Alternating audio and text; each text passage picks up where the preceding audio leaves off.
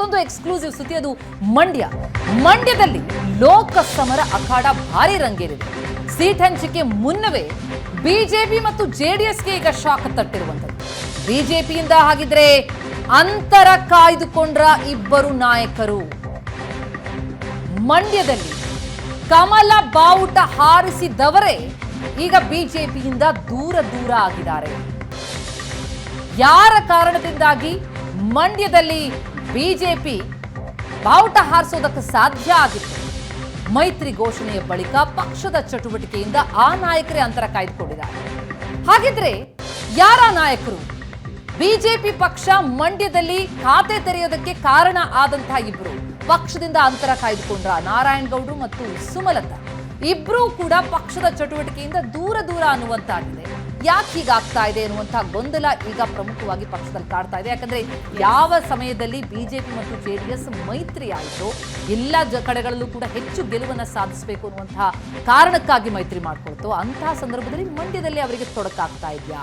ಮಂಡ್ಯ ಜಿಲ್ಲೆಯ ಮೊದಲ BJP ಶಾಸಕರಾಗಿರುವಂತಹ Narayanagowda, BJP ಬೆಂಬಲಿತ ಸಂಸದೆ ಸುಮಲತಾ ಪಕ್ಷದಿಂದ ದೂರ ಆಗಿರೋದು ಈಗ ಬಹಳ ದೊಡ್ಡ ತಲೆನೋವಾಗಿದೆ ಬಿಜೆಪಿ ಪಾಲಿಗೆ. ಪಕ್ಷದ ಕಾರ್ಯಕ್ರಮದಿಂದಲೂ ಕೂಡ ಅಂತರವನ್ನ ಕಾಯ್ದುಕೊಂಡಿದ್ದಾರೆ ಇಬ್ರೂ ಕೂಡ.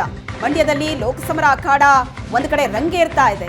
ಬಿಜೆಪಿ ಜೆಡಿಎಸ್ ಮೈತ್ರಿಯಿಂದ ಒಂದಷ್ಟು ಬೆಳವಣಿಗೆಗಳು ಕ್ಷೇತ್ರದಲ್ಲಿ ಆಗ್ತಾ ಇದೆ. ಆದ್ರೆ ಇಬ್ಬರು ಬಿಜೆಪಿ ನಾಯಕರು, ಅದರಲ್ಲಿ ಒಬ್ರು ಬಿಜೆಪಿಯ ಮೊದಲ ಶಾಸಕರು, ಇನ್ನೊಬ್ರು ಬಿಜೆಪಿ ಬೆಂಬಲಿತ ಸಂಸದೆ ಸುಮಲತಾ.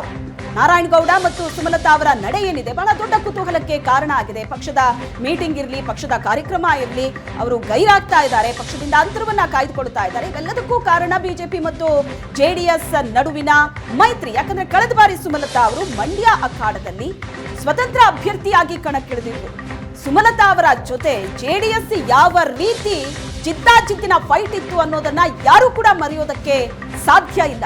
ಅಂತಹ ಒಂದು ಟಫ್ ಫೈಟ್ ನಡೆದಿತ್ತು ಇಬ್ಬರ ನಡುವೆ. ಆದ್ರೆ 5 ವರ್ಷ ಈಗ ಕಂಪ್ಲೀಟ್ ಮಂಡ್ಯ ಚಿತ್ರಣವೇ ಬದಲಾಗೋಗಿದೆ. ಬಿಜೆಪಿ ಮತ್ತು ಜೆಡಿಎಸ್ ಮೈತ್ರಿ ಮಾಡಿಕೊಂಡಿದೆ. ಇದು ಸುಮಲತಾ ಅವರಿಗೆ ಬಹಳ ದೊಡ್ಡ ಆಘಾತವೇ ಇದು. ಈಗ ಬಿಜೆಪಿ ಬೆಂಬಲಿತ ಸಂಸದೆ ಸುಮಲತಾ ಬಿಜೆಪಿಯಿಂದ ಟಿಕೆಟ್ ಆಕಾಂಕ್ಷಿ ಆಗಿದಾರ? ಹಾಗಾದ್ರೆ ಎಕ್ಸ್ಪೆಕ್ಟ್ ಮಾಡೋದಕ್ಕಾಗತ್ತಾ ಈ ಸಂದರ್ಭದಲ್ಲಿ? ಯಾಕಂದ್ರೆ ಬಿಜೆಪಿ ಜೆಡಿಎಸ್ ಜೊತೆ ಮೈತ್ರಿ ಮಾಡಿಕೊಂಡಿದೆ. ಬಹುತೇಕ ಜೆಡಿಎಸ್ ಆ ಕ್ಷೇತ್ರವನ್ನ ತನ್ನದಾಗಿಸಿಕೊಳ್ಳುತ್ತೆ ಅನ್ನುವಂತ ಮಾತು ಕೂಡ ಇದೆ. ಇನ್ನೂ ಕೂಡ ಕ್ಷೇತ್ರ ಹಂಚಿಕೆ ಆಗಿಲ್ಲ. ಆಗಲೇ ಈ ರೀತಿಯಾದಂತಹ ವೈಮನಸ್ಸು ಕ್ಷೇತ್ರದಲ್ಲಿ ಶುರುವಾಗಿದೆ.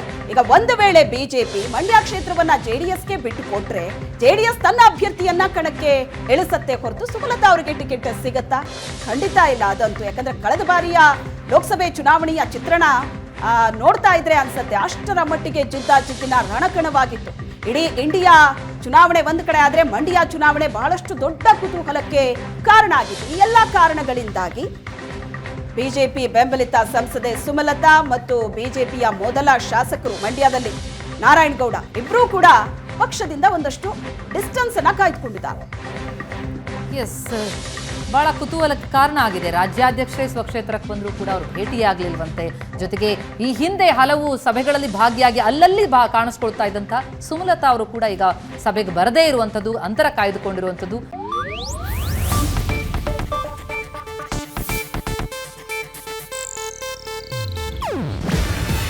ಇದು ಏಷ್ಯಾನೆಟ್ ನ್ಯೂಸ್ ನೆಟ್ವರ್ಕ್ ಪ್ರಸ್ತುತಿ.